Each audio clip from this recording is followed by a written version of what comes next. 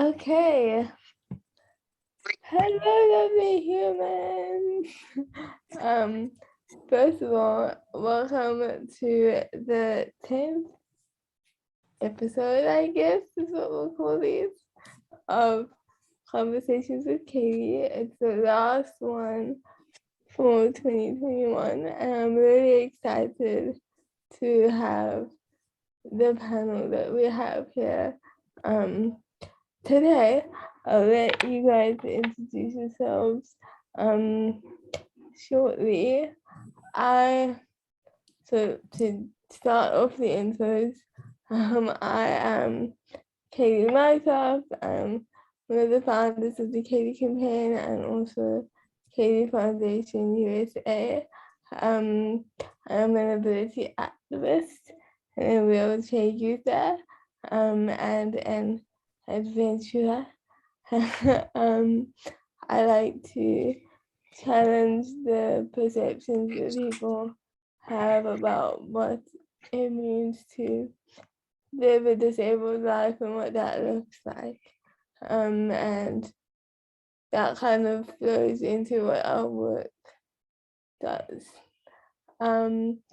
So a couple of housekeeping things before we get into the nitty-gritty of our discussion. We are recording this conversation, so once it is done, we will be uploading it to YouTube so that people can enjoy and comment and get involved on that platform as well. We are still waiting for Lebohang to join us. He is on his way, and he will come into the call when he can. So without further ado, I'm gonna hand over to our panel.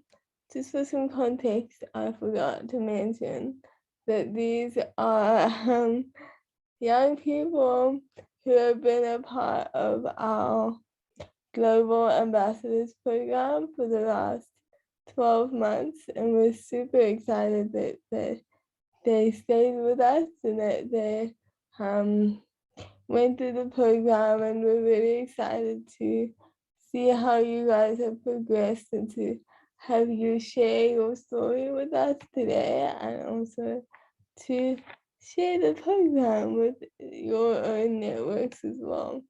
So now, without further ado, I'm gonna hand over to Layla to introduce yourself. Good morning, everyone. I'm Layla. I'm 22 years old. I recently graduated about a year ago from Quinnipiac University. I majored in health science studies and global public health. I currently work in my local emergency room while I'm on a gap year. I actually just put down my first deposit for medical school. So I'm starting medical school next fall, which I'm super excited about. I know Chaeli and Zelda from attending some of the World Summit of Nobel Peace Prize laureates, which were amazing experiences. And some things that I'm really passionate about are equity in healthcare, healthcare disparities, and structural violence in healthcare. So those are some things that I'm really passionate about. I've been involved with this leadership program and the GAP program, as they call it now, with Chaeli and Zelda for the past year, and I've learned so much from them. So I'm excited to kind of share that and share what I've learned with you guys. Awesome. Thanks, Layla. We're super excited that you're here.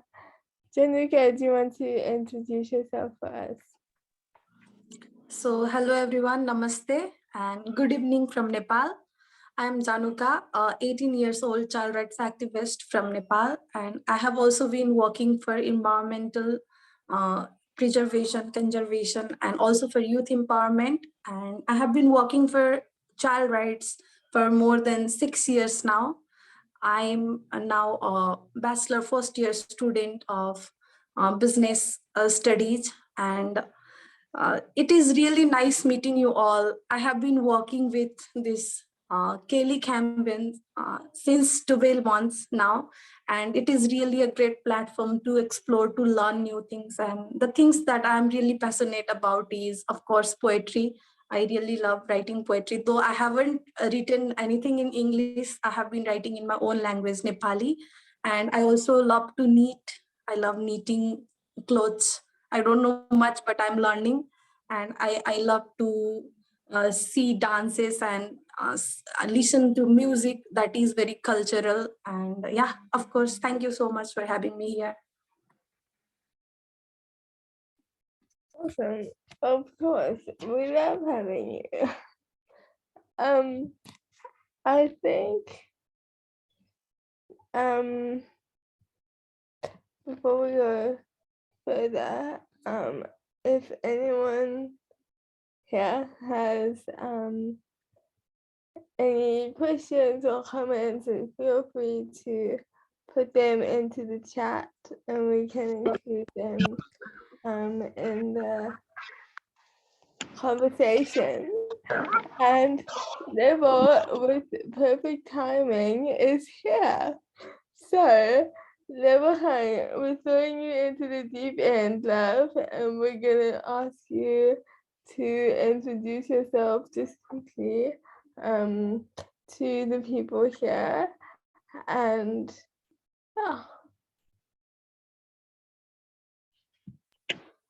Hi, Chaeli. Can you please repeat it again? So sorry, I missed right. No worries. We're looking for your introduction. Tell us who you are. Should I do an intro? Yes, please.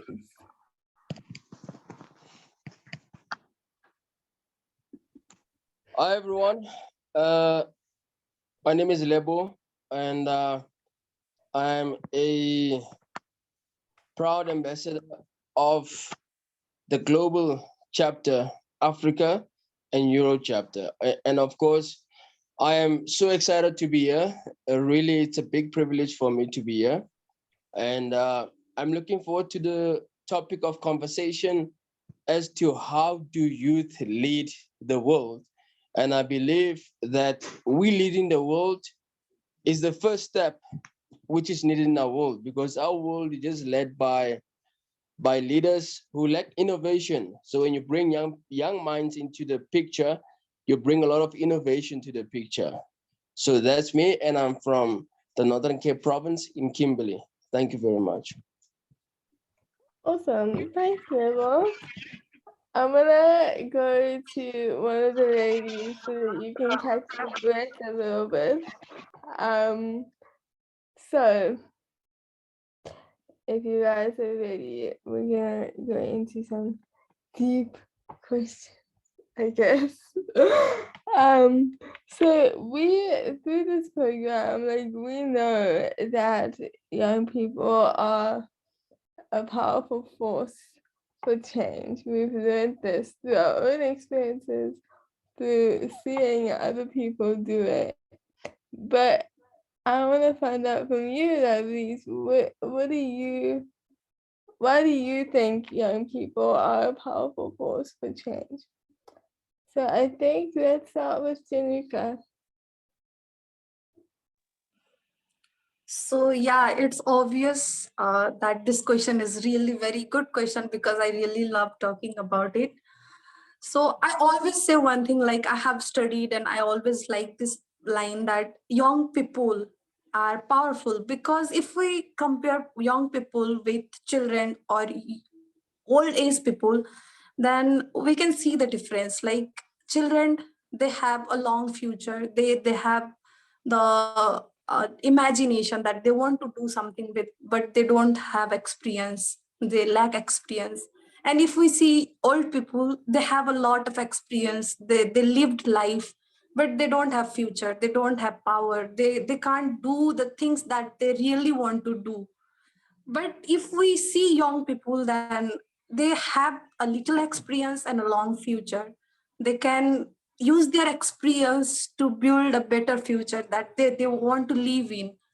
And the other thing is youth are really very uh, powerful, and they are imaginative, they are innovative. They think like if we can imagine, we can create, because whatever we imagine, we think of the thing that we want to live in. The world we want to live in is the thing that we imagine first, and then we try to create. So in this case, youth are really very imaginative. They think the thing in a creative way. They try to make it original. They try to do something in a better way. They try to be unique. They try to make records. So if we see all the things, then we can surely say that youth are really very powerful to make a better change, to make the world. They can lead. Children and old people can think of leading, but youth can actually show that power in action.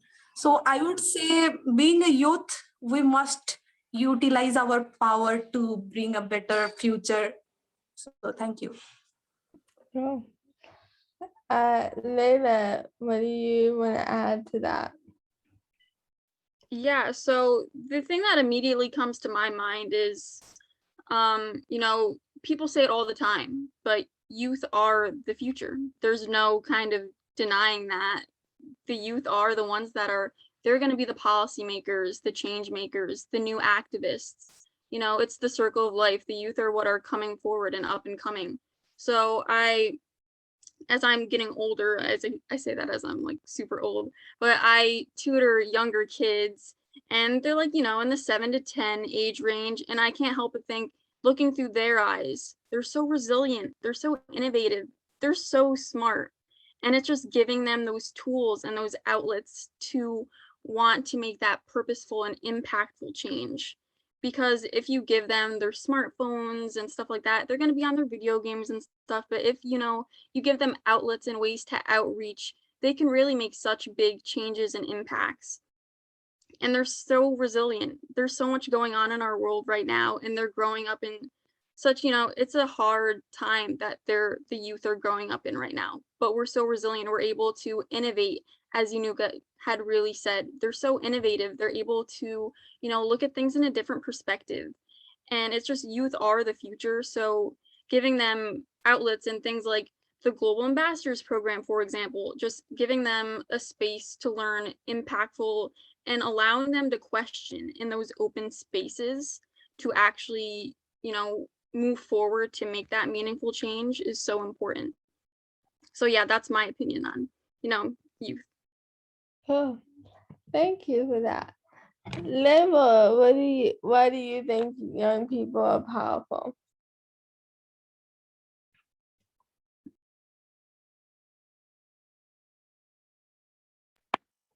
Hi, family. I believe young people are really indeed powerful because the thing is, young people, there's a saying that they say that think outside of the box. But I always tell people, think as if there is no box. So young people, they can find a solution to the problem, you know? And once they find a solution to the problem, no one else can convince them otherwise. Because I've seen also with my personal life is that I've always realized it is better to be resilient. It is better to be determined, unlike to listen to the naysayers. I mean, of course, when it has to do with your dreams, your aspirations, and your beliefs, who you are, your identity, what you stand for, I believe young people carry the ability to break through out of their personal challenges and at the same time inspire their community. So that's what I believe in. Thank you so much. Oh, thanks, Lema. I love talking about this because I'm gonna try really hard to not go on a rant now, but one can never promise anything. So one thing that I really get frustrated about is when people say this a lot. People say, oh, well, when you have more experience, you'll be able to do this, so you'll know how to do this. And to me, if you're saying that to a 16, 17, 23-year-old person, you're literally saying that my entire life of experience is not enough for me to know anything and to do anything with that. So I think we need to combat that kind of thinking and to say, actually, my experiences are valuable and I can do things with that. So before I turn it into a rant, I'm gonna move to something else. So we have been living in a crazy time, as Layla has said. Um, there's a lot going on right now, and we are living through a pandemic, which is an intense experience for everybody. And my question to the panel, and if anyone else here has anything to add, please put it in the chat and um we can chat about it. And here's my question. How do you guys feel the pandemic and COVID-19 has impacted the lives and the activism of young people? And not only in terms of the fact that we've had to stay inside for 2 years, but also for challenges and opportunities that have arisen. What do you guys think? Lebo, can we start with you?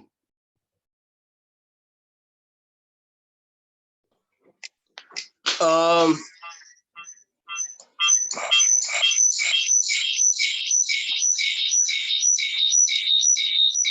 so sorry, I had to switch off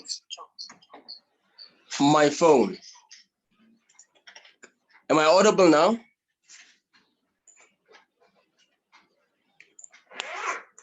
Hi, Kelly, can you hear me? Yeah, go ahead. Okay. So in terms of the pandemic, right? Basically what has been happening with the pandemic is a lot of the things have left people feeling very despondent, discouraged, disillusioned. Um, a lot of people have felt really the heaviness and the blues of the pandemic, you know?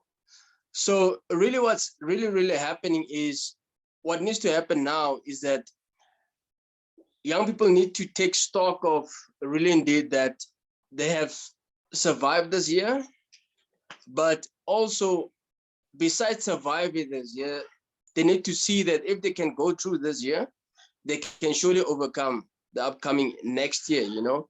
So I believe this year should have really given us a lot of thoughts to position ourselves to be very innovative, you know?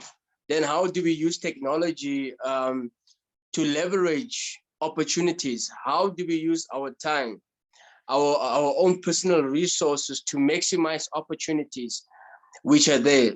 So I think in terms of the pandemic, what needs to happen is we as young people, we need to unite and to see a common solution to the challenges that young people are facing. Is it mental health, challenges of unemployment, poverty, and also as young people, how do we unite together and tackle issues like your sustainable developmental goals? You know, how then do we unite as young people, especially also in the inclusion space? Yes, it's the pandemic. Yes, it's still COVID-19, but then how do we come together and establish common ground to address so many universal problems. I believe even the people in the USA or India, wherever they are based, I believe there will always be interrelated, interlinking challenges which are there. So nothing is, some problems, they are never isolated. You know, if you take youth unemployment, it is not isolated. It is existing in the USA. When we look at issues of inclusion, they are existing in the USA. So, of course, people with disabilities are also being disenfranchised in also these other third world countries, but also in the first world countries as well. So I believe, yes, this pandemic has also brought a lot of opportunities for us as young people. And that is my position, that we need to find universal solutions to the universal challenge that we face. And at the same time, we find what we call a united front when discussing or addressing problems, especially during these times of the pandemic. Thank you so much. Oh, thanks, Lebohang. Layla, what do you think? Label brought a lot of things up that I think were really great. And I think one thing that I first wanted to touch on with the pandemic is that we're all activists. That's something that I really learned with our ambassador. It doesn't matter. We're all activists in the little things that we do. And something regarding the COVID-19 pandemic is we couldn't really remain stagnant, because if we got into that rut and we stayed down, like, the pandemic's hard. It's really, really hard, but we can't just let it stop who we are and the activists that we are, because there's so much to be done. And I think that, as Lebo said, really utilizing technology. And I think now that the youth especially have really learned how to use technology as our advantage. How can we really use technology? I think just hearing about the little kids and the elementary school kids using their chat breakout rooms and everything to stay connected with their friends. I think something that I really started in my friend group was something that I call self-care Sundays, is that every Sunday we will send out texts in our friend groups and say, how are you this week? What's going on? It's a time to unload, because as Lebo said, mental health during a pandemic is so important. So checking in on your friends, because, even those little things, that's part of being an activist, taking action to make sure that your friends are okay, and to make sure that, they're doing what they need to do to be, mentally, physically, emotionally okay. And I just think back, because I am a tutor for a literary program, and I had just really started before the pandemic, and then automatically it was like, boom, pandemic hit. What am I supposed to do now? But then I think back, within the matter of a few days, the program directors were saying, oh, we're going online to Zoom so quickly. And it made me think that it doesn't have to be this long pause of life. There's still so much more living in activism to be done. Just because there's a pandemic going on, it doesn't mean that we can't innovate and do things in a different way. So there's so many different outlets and technology that we can use, ways to be innovative and creative to continue our activism during the pandemic. Yeah, thanks. Januka, what do you think? So talking about challenges and opportunities of COVID-19, I think I would really love to talk about my own experience during the pandemic in short. So yeah, we all talked about mental health, this and that. So let me not explain all those things, just come to my point. So it was March 2020 when we went to the first lockdown because of COVID pandemic, and I was waiting for my board exams of class 12. It was like after 1 month, my exams were to be held, but because of lockdown, my exams were postponed for around 8 months. And waiting for board exams, all course was already completed, but waiting for the exams that way for 8 long months, that was really ridiculous. And I was feeling like we were stuck inside home. I couldn't go to meet my friends, because as an activist, I always used to go out, used to meet friends, used to do lots of stuffs. But because of the pandemic, I was like stuck. No college, no classroom, no friends, no teachers, and nothing at all. Like activism was also kind of in holiday. So I felt really very mentally depressed, let's say. I was not in depression, but I felt something like now I'm going to be in mental depression or something like that. So if we talk about mental health, that was, I am talking as a representative, because there are people who couldn't even eat, who couldn't be with their families, who are abroad working for their families and were stuck in the foreign land, let's say. So there are lots of challenges. But if we need to see for opportunities, even Leila and Lebo, they mentioned about technological things.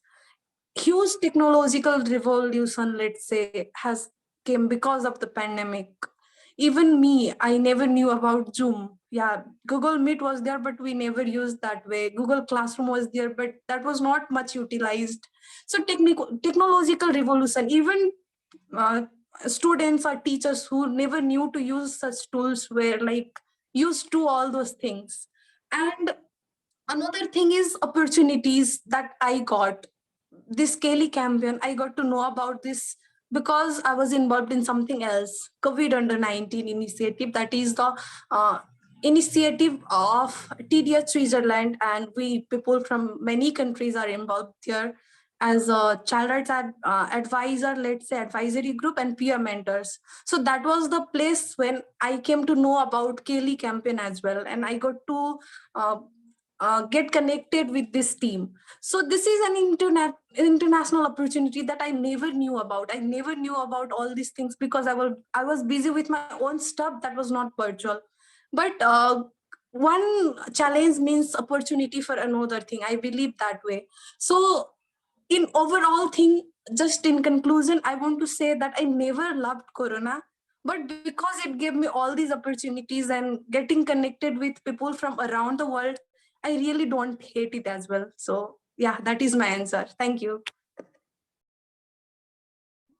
Awesome. I love that so much. I think what is really interesting with all your answers is that everybody has spoken about mental health and how activism is about checking in on your buddies, and that's really important. I think for me, what I've learned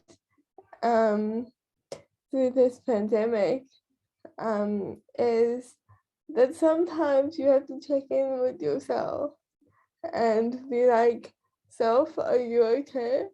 We're not okay? Okay. Because I think as activists, and especially as young activists, there's a lot of pressure on us to find solutions and to be innovative and to make things happen when it's hard. And sometimes we have to just sit in the hard and be like, I will do that tomorrow. Right now, I'm gonna sit in my bed and do nothing. And that's also okay. I think we've there's been such way more of a focus since the pandemic started on self-care, and I think we need to take that forward in our activism, that you can't be the activist that you could be if you're not looking after yourself as well. So those are my 2 cents with that. I want to ask you guys now, because I think activism is such a personal journey, and everybody arrives at activism differently. I feel like it's like that quote. What's that quote about greatness? That some people have, like, I'll find it later, where greatness is thrust upon you. What is it? My mom will find it now and she'll share it in the chat. But I feel like that's what activism is as well, and that we all have a different way that we get to it. and that would be really interesting to kind of chat through. So I'm asking each of you, can you share with us what is your personal approach to change making? I think let's start with Januka. So yeah, this is the thing I really love to talk about. And as I already mentioned that it's been 6 years, I have been working for child rights. It was never easy because the first 1 year was really very tough. I never knew what to do, how to do, why to do, and for what purpose to do. So 1 year, first 1 year was really difficult, but from let's say 5 years, these 5 years have been really working years along with my school and college. I have been working for child participation, child protection. Let's say overall, I have been working for the perspective of child rights, especially for child participation in decision making, child participation in budgeting, child participation in a sense.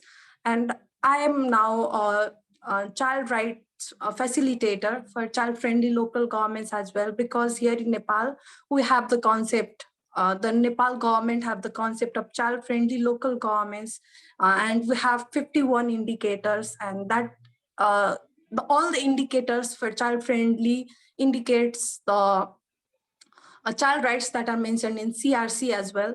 So I have been facilitating in the communities, going and sharing about what child right is, this and that. So yeah, my personal approach is not that much, but I have been working in a group. So I would say that is not just my work, it is teamwork. I have also been working for environmental conservation. I have been really organizing sessions and or programs with my friends regarding climate change, regarding the impacts of climate change. We even we are doing plantation program as well, and we have been working for youth empowerment as well. Like we have a national youth network in Nepal, and I represent province number 1. We have 7 provinces, and I'm vice president of province committee of province number 1.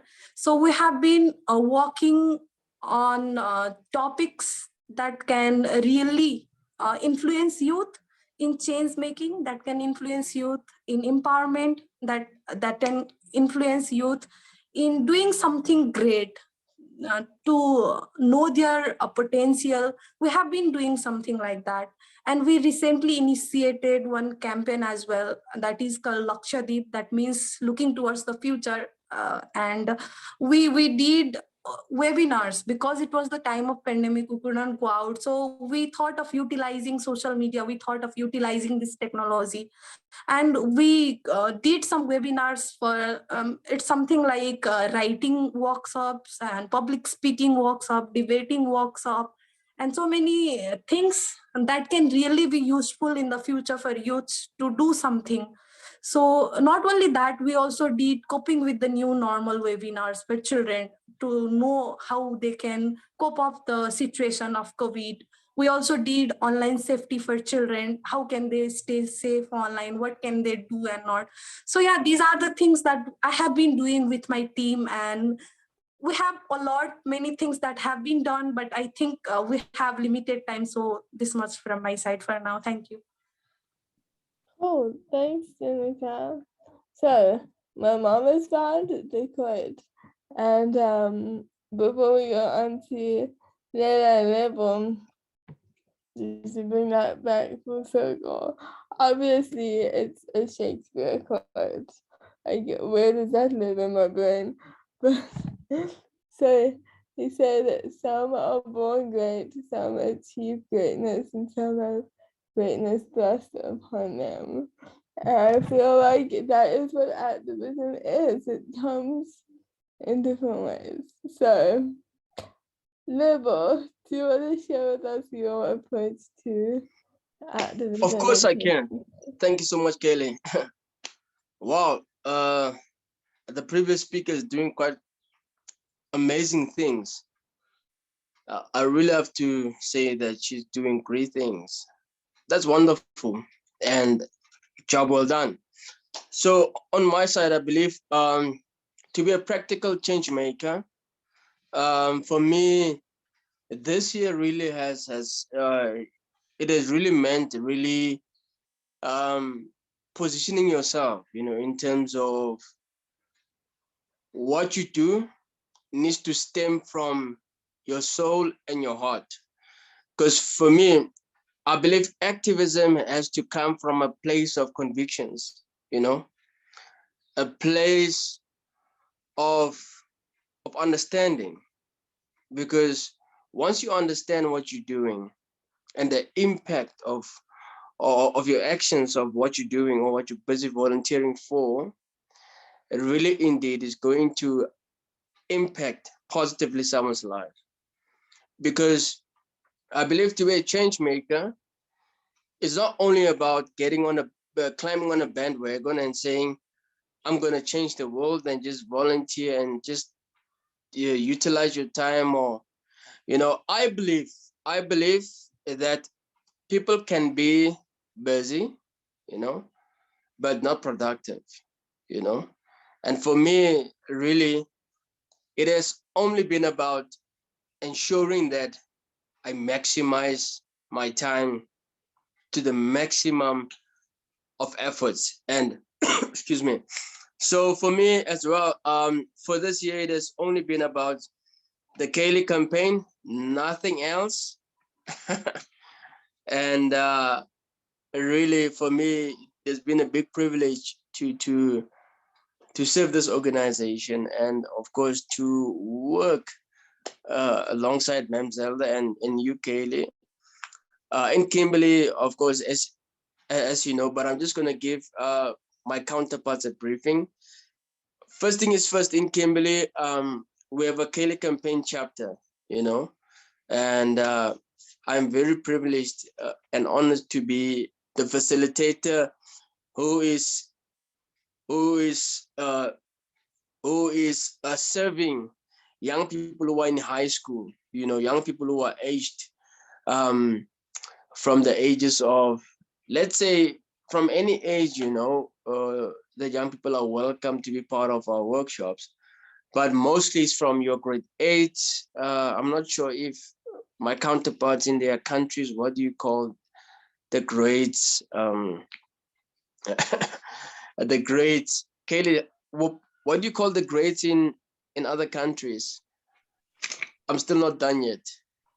Yeah, I think they're still grades. I think they just speak Grades. about them differently and they're organized in different Oh, in school. groups. Yes. Yeah.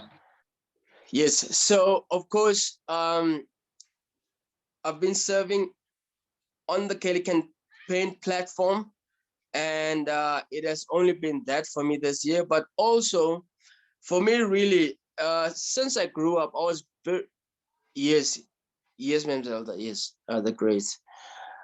For me, really, since I grew up, really, I have always been a very weird young person. I've always seen things with the eye that people don't see it with. For example, I would be so irritated when I see how um, the community of people with disabilities being disenfranchised from the mainstream society, and that really would deal with my mind and really woke me up within. And I'll begin to ask a lot of questions as to in terms of bathrooms, in terms of buildings, are they friendly for people with disabilities? So many things that I ask questions of. And the more you think like that, the more the world will call you, um, they're going to call you a misfit. They're going to call you crazy and oddball. The world will call you all these things. Why? Because you are determined to be solution orientated. So for me, that has only been that. And also for this year, I've also been privileged to also be on other platforms. Also earlier this year, I had an opportunity and a chance to really advise to advise business leaders, you know, The platform that called me was the Silicon Valley in Cape Town, the one which is based in Cape Town. So I got the privilege to be selected to be part of the hackathon, to speak to business leaders, to to use more of grassroots orientated solutions on how they can. But yes, there's so many things I can talk about, but really, for me, the essence of what you do in the interim of the year, for me, really, it doesn't matter. What matters is, excuse me, how have you impacted someone's life? If a young person sees you out there, if an older person sees you out there, the question is, have you been inspiring the next person? And I truly believe that this global pandemic, to a certain extent, has made people to feel like, look, there's nothing wrong to advocate. Please don't get me wrong. There's nothing wrong to advocate on a virtual platform and to inspire people. There's nothing wrong with that. But here's the deal. The question is, out there in the world, how do people see you? What is your brand? When you stand there and talk, do you love your message? Are you what you say that you are? And of course, that's for me, that's really what really matters, is go out in the world, impact the lives of many people. And as well, like for the Chaeli campaign, we work with a school called Elizabeth Conradi. And you need to understand that those learners, they live with disabilities, rare and different, diverse disabilities, And really, when you're in such an environment, something happens to your mind. It has something clicks on your soul, and then you realize that, listen, as a leader, as a young leader, when you're in such environments, your own personal self dies, and you begin to acclimatize yourself, and you begin to start to learn the people around you, and you begin to accept people around you, and you begin to make them feel good about themselves, and you begin to elevate and exalt their strengths, and you make them feel special. And really, indeed, for me, that is the biggest thing ever in my entire life to do.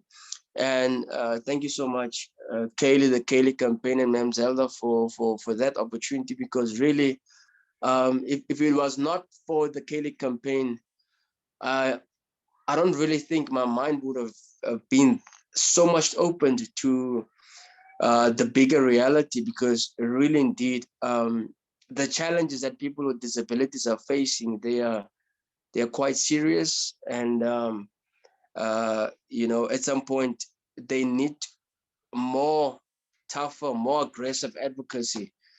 So yes, for me, that's it. Thank you very much. Awesome. Thanks, Lebohang. We are super happy that you crossed our path, because you're such a light in the work that we do. And I think you get excited, and so we get excited. And that's a really powerful thing as well. So thank you for bringing your light into our work as well. Layla, what is your approach to change making? I think I'm just kind of digesting what Lebo and Januka had really said, and just it kind of really sums up everything. Your approach to activism, just listening to them being passionate about what they do. It just going with passion, because I can feel the passion in their voices for their causes. And it's just amazing. So kudos to you guys. I loved hearing you guys speak about what you're passionate about. I think for me, like, first of all, I never really considered myself an activist. Like, I'm not Chaeli Mycroft, I'm not winner of the Children's Peace Prize, I'm not Betty Williams or anyone like that. But as I've learned and grown and talk to all of you guys, I've learned that I am an activist in my own way. I have passions and I have things that I care about and things that I want to see change. I want to be a change maker and I'm working to be a change maker. So you know what, I am an activist and I've really embraced that role. And I think my approach to activism, I think I always considered myself a silent leader. I was never very boisterous or loud or, you know, I stuck to my morals and I let my actions kind of do the speaking. And I still think I'm kind of that way, but something that I've learned is that your words and actions impact those around you. And I have taken on, several different leadership roles in my lifetime, being a section leader. I'm a trainer at my job now.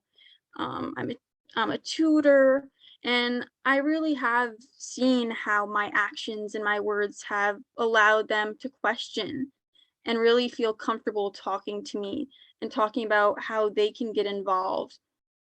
And I'm just thinking the other day how I had reached out to one of the trainees that I trained at my job, who she's now a coworker of mine, and she's applying to nursing school. And she had asked me, because I had told her about my whole interview process for medical school. It's a big thing. And she was asking me if I could help her do practice mock interviews. And, one of my passions is, helping youth, helping others, and, making medicine a more equitable and diverse place in the US. And I know that she'll be an amazing nurse. So I helped her practice for her interviews. And, that's one step getting her closer to reaching her goal in nursing school. So it's, the little things that you can do to help and touch others. So I think that's my approach to activism, and just lastly, being your authentic self. Just because one activism acts one way does not mean that you have to act one way. We're all our unique, authentic selves, and we all have our own approaches and passions that we want to follow. And I think that's something that I really take to heart, because there's been times where people have told me to act a different way or be more vocal. And I think that as long as you're being authentic and you're able to express your passions and how you want what you want accomplished, there's so much that you can do while still being authentic and true to your roots and your morals. So I think that, in a summary, is my approach to activism. 100%. Thank you. I love how everybody has a different thing that you focused on. And I think that's the amazing thing about activism, is that we don't all have to come at it from the same angle. It's actually more effective if we come at it from different spaces to make good things happen. So I want to bring something in here now. We've spoken a lot about how powerful youth are, and I want to bring in the other generations now, because I think your mom, you're laughing at me. This is not. I'm gonna ask a question and then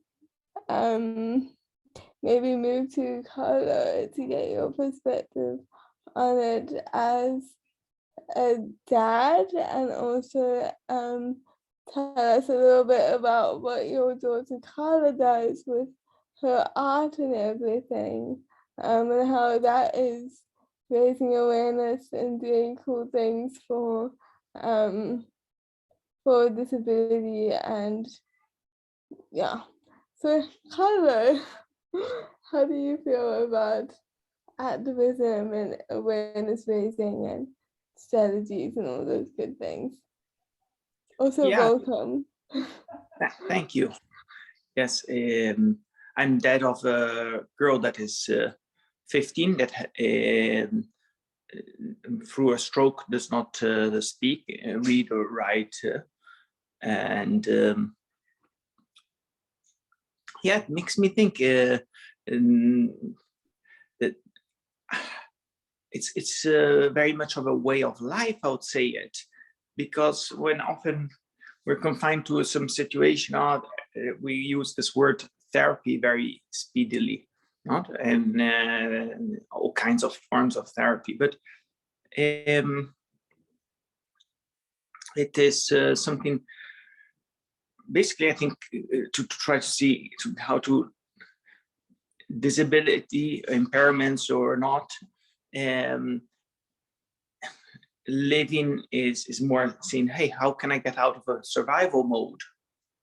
So it goes, I think that's the first mindset that can make a big difference when we can have this luxury of living. And it's not something economical. I tie it more with an attitude, when we rejoice not for what, but no matter what. And that then things start to take a whole different twist. And it is outsmarting also, because when there is an impairment that slows down the pace compared to others, like there was one of you was saying before, yeah, many are running a rat race, but then there's not a lot of productivity coming in and playing on. And it is not trying harder, trying different, and figuring out where to bite on and get leverage, and then things take a serious different twist. But it takes also then to risk and situations where there is no plan B, and that is something that builds up also, where people start looking in and also on. But otherwise, unfortunately, very, very many terms have got a cycle that is shorter than what we wish. And the word activist is, what do we tie with it? Often maybe a sense of, dissatisfaction. And so that can come to be a menacing identity versus actually what was it that your mom, when we were chatting the other day, I was touched, not question about influencing, but you're saying motivating, and I think that is so big added value.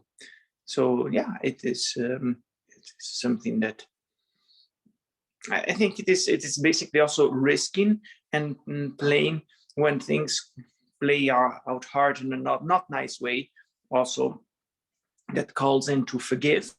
And then people start sending out, why are we behaving differently in these situations? And there comes again, I think, more of a situation from whatever hat we are wearing of an identity, because often when in a world where we can have religious hats, political hats, and you name it, whatnot, it's more relational, the identity that makes a difference.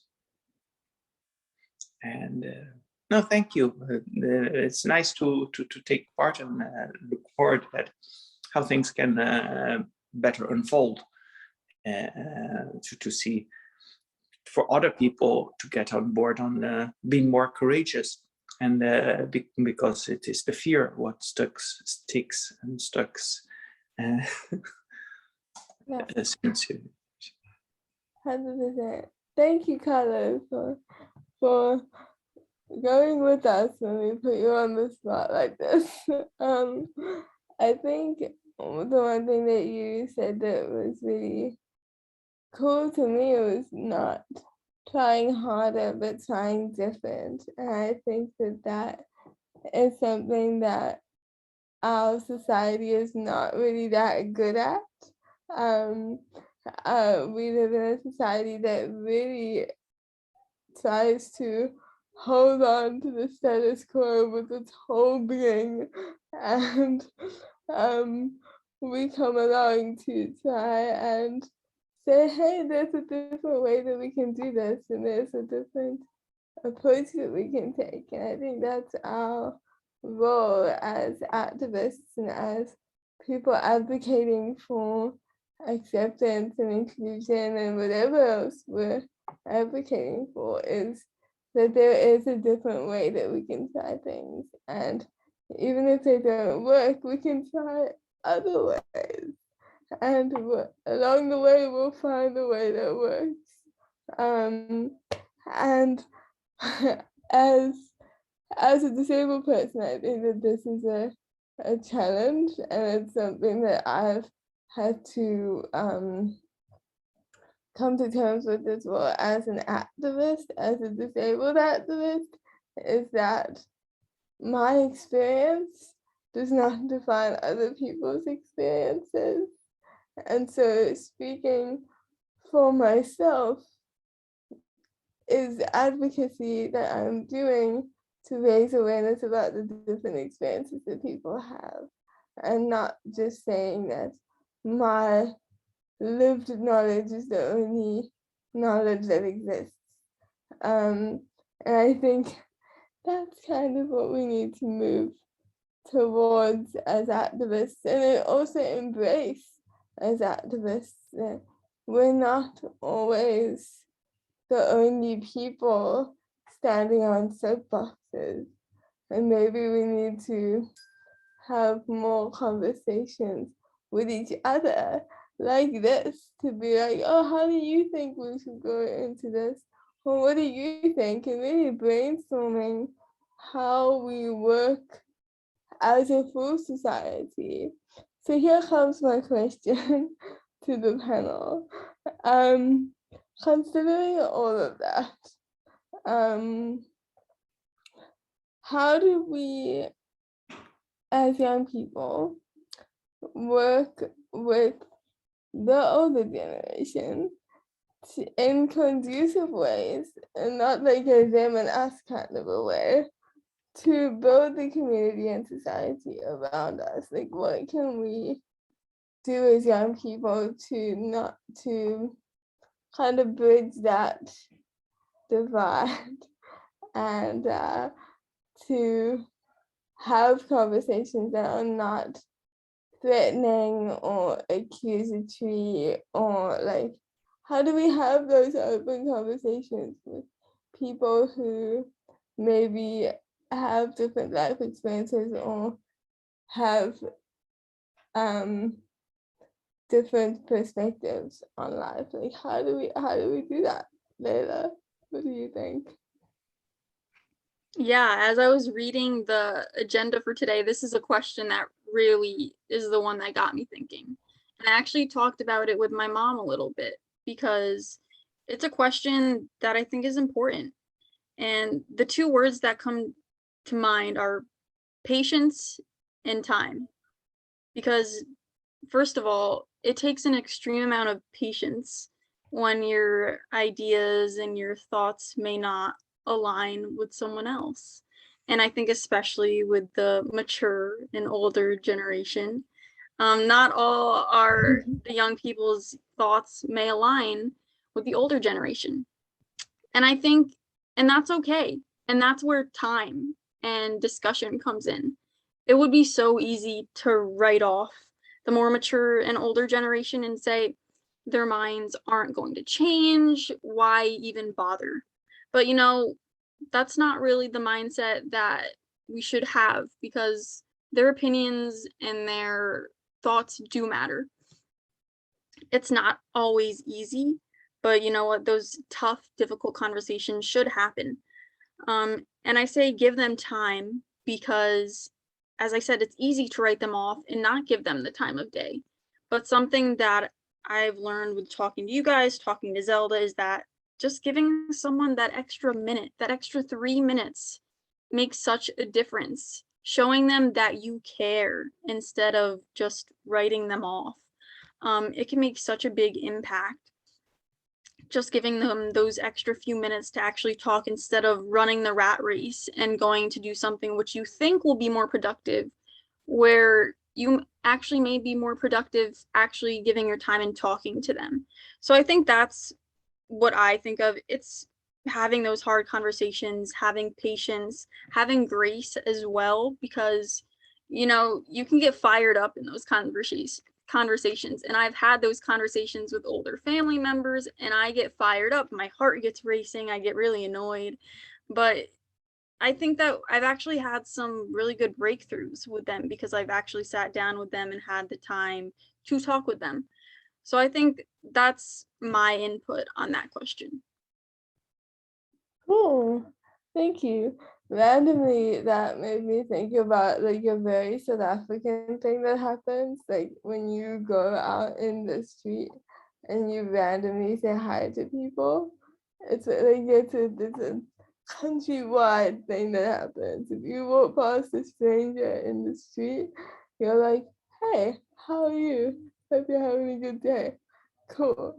And I think we need to do that way more. And it's not only about having these deep, meaningful conversations that are tough to have. It's also about just recognizing the random guy in the street and being like, "Hello, friend."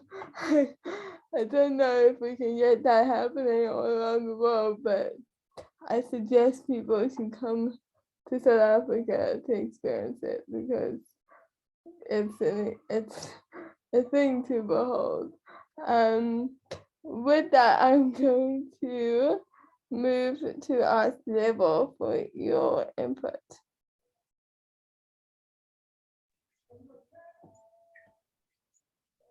Hi family, can you hear me?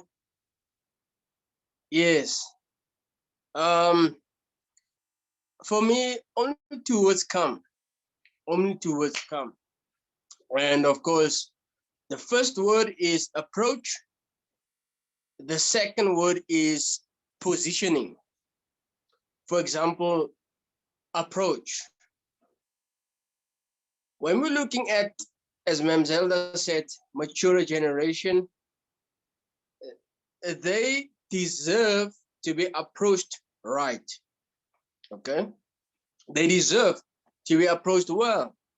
So when it comes to difficult conversations, as young people, we need to take note that how we approach the mature generation, it's very important because your approach can be a deal maker or a deal breaker, and for me, really, it's a big disease in our country where when you look at young people, not all, but most of the time, there's this issue of when people, yes, you deserve to ask questions, right?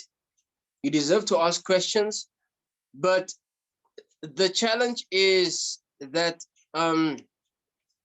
young people, especially when they're angry, including myself, when I say young people in South Africa, I'm not excluding myself, we have a tendency of, when the older generation is here, we just want to pounce on them, which is not a good thing. So I think approach. Number two is your positioning. Positioning means, it simply means, if we talk about, for example, in South Africa, if we talk about the most touchy subject, let's talk about maybe apartheid, right? Or maybe let's talk about the minimum wage in our country. Or maybe let's talk about the difficult part. Maybe let's talk about racial equality or inequality, or let's talk about the land issue in our country. Your approach and your positioning, how do I ask my questions, is what will determine the responses you get. Because if I'm gonna come now, for example, if I'm gonna talk to my mom now and be aggressive, I'm not gonna get anything from her. Forget it. She's gonna block me. it's gonna be like, I don't have your time, you know? But if my approach to her is good, I've already won 30% of the conversation. So really, indeed, how do we talk with the older generation? How do we have an intergenerational conversation? It's simple. Number one, our approach should make sense to them first before it makes sense to us. And number two, our positioning. Thanks. I hope I made sense. Yeah, totally. Thank you. Januka, what do you have to add to this conversation now? Oh, yeah, thinking about this question, I don't know what to say because so many words, so many things are coming to my mind, but I will try to brief it in short with some sentences. So the first thing is I think we should respect not just older generation. I mean to say we should respect each other existence. We should respect the differences we have. We should respect the diversity, and we must learn that. I believe that. And another thing is practice. Like if we have the practice of intergenerational conversation, intergenerational consolation, let's say, it will be a habit. For example, today I am a young girl, but when I grow older, if I have the practice, if I have the habit of such conversation in my early days, then surely when I grow old, then I would love to do something like that, because it will be something nostalgic for me as well. And maybe I would share my experience with the young people when I grow older. So I think this practice of having such conversation from the early days, from let's say from the days of childhood, I think that will make sense in the future. And I think that will really help in creating a better world when we see the world maybe in let's say 2080 or 21, let's say 2100, when the decades are changed, when the centuries are changed. I think that will make sense. So yeah, practice and respect. Awesome. Thank you for that. That's really important. Keeping in line with this intergenerational conversation, I guess, I'm gonna give the floor to Mama Zelda so she can give her 2 cents on youth activism and all the other things. Thank you, Mama. Chaels. Thanks, Chaels. So much that has been mentioned is so true and effective. And I'd just like to touch on a couple of things. I love that Carlo mentioned that sometimes activism is seen as a negative thing. And that's why in our program, we actually speak about active citizenship and activism. And I've often wondered how those two concepts, the one sounds so positive and the one can be interpreted as negative, because so often activism is seen as being militant and shouting out and, being seen to protest. So I think it's important that we do have, Layla, what, as you said, being your authentic self and embracing the fact that there are several different ways of doing it. There are, every type of human, there are that many ways of being an active citizen, because we have to follow our own passions and interests. So I buy into both those concepts.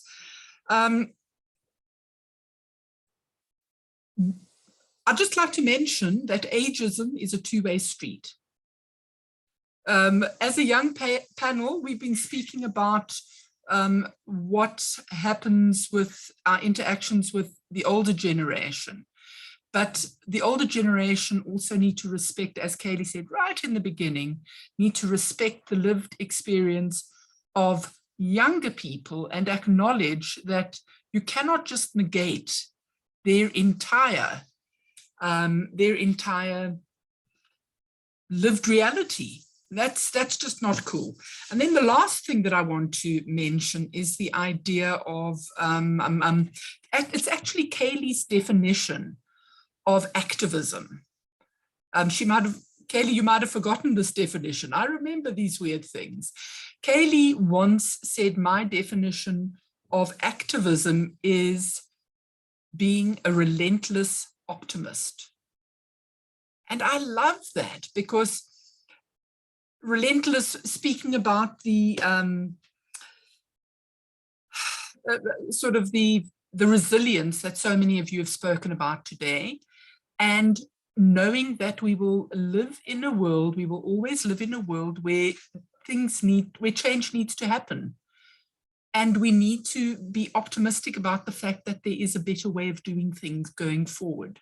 And I think that would be a lovely thing for us to kind of close on, is the idea of activism being in the realm of relentless optimism, and that we're all relentless optimists following our passion and making a difference for the better in our part of the world. Thanks, Chaeli. Oh, you're welcome. I think that, thank you, Mom, for your input. I think now what I would like to do is just, in closing,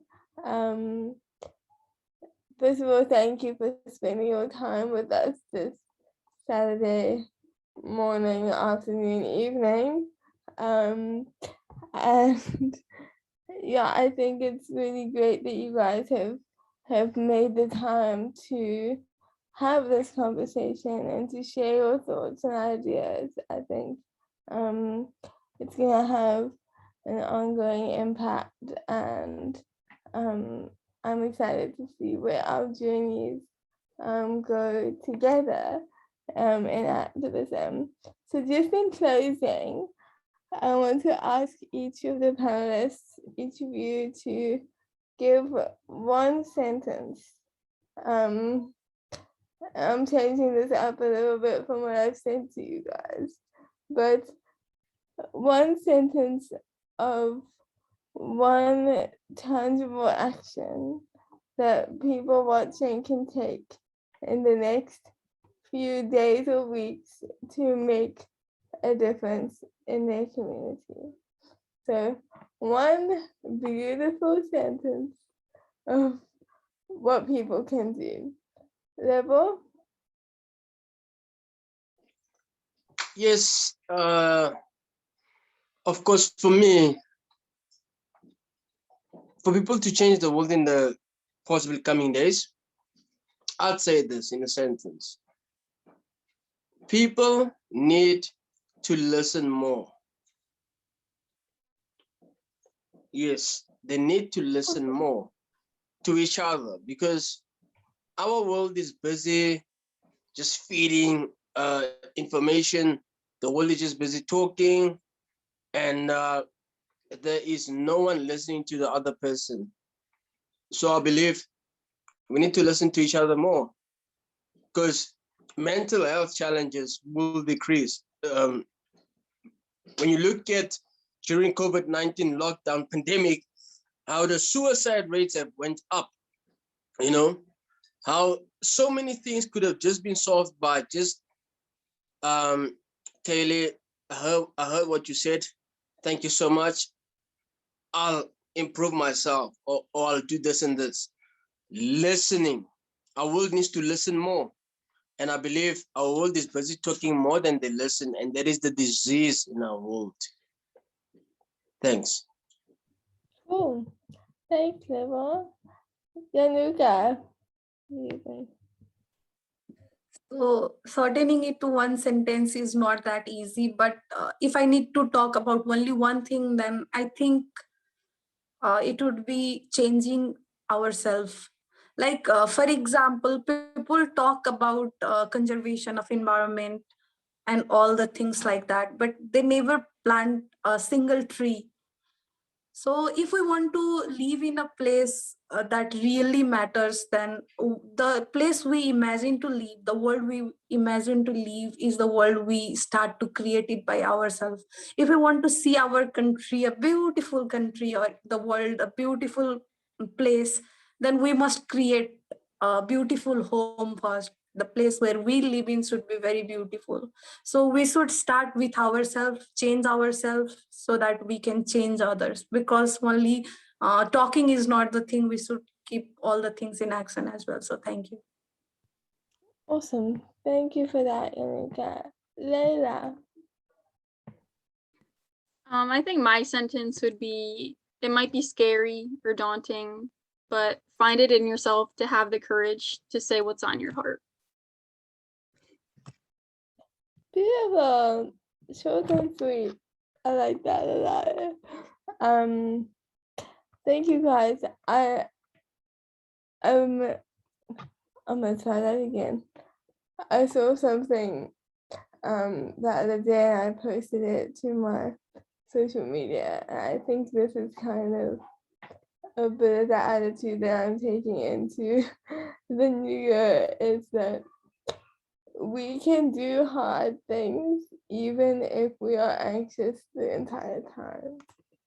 And I think that that's really powerful in like pushing past what scares us and getting the things done. And I feel so excited that we have young people like yourselves who are in the global community who are excited to make things happen and change what's not working and find solutions together. So again, thank you everybody for spending your time with us. I hope that you've enjoyed this conversation and that it's been valuable to you, and please share it with whoever you want. We want more young people, more everybody speaking about these kinds of issues and embracing their role as change makers in our society. So thank you so much, and I hope you have a beautiful rest of the day wherever you are, and stay safe.